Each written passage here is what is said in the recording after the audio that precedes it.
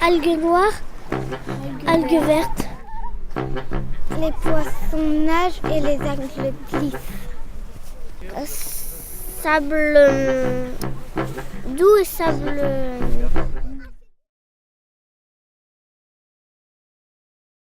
Eh bien, les choses se sont faites d'une manière naturelle. Il se trouve que dans le groupe University of Gnawa, il y a ce voyage, il y a cet échange, mais d'une façon naturelle, c'est-à-dire qu'il y a un Brésilien qui est cubain en même temps et qui est aussi irlandais, il y a un Camerounais, il y a un Togolais, il y a un Marocain, il y a un Français. Donc, musicalement, on voyage dans des univers différents, ce qui fait que nous avons accès à cette diversité, mais d'une manière naturelle.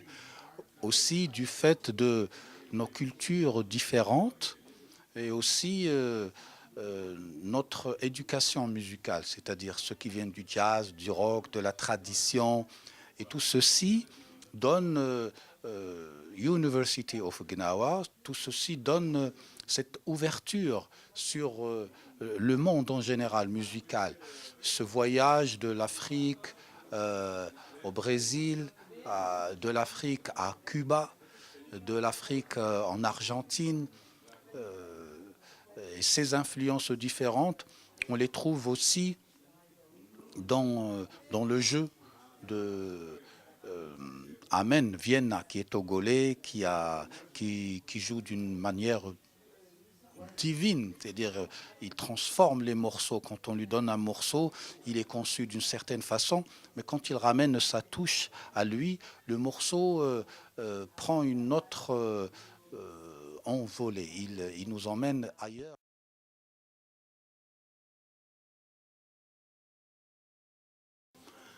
L'ivresse de la mer, il y a l'ivresse de l'amour et il y a l'ivresse de la mer, c'est-à-dire cette image qui te donne beaucoup.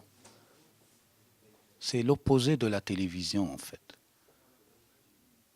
C'est cette clémence dans les vagues, dans le renouvellement des vagues, cette grandeur, cette vie, ce bonheur, mais sans raison, une ivresse d'amour sans raison,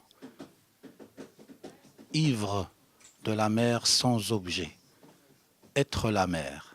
Nous sommes la mer, nous sommes nés dans la mer et on tête encore le sein de la mer. Magnifique la mer, ça me manque.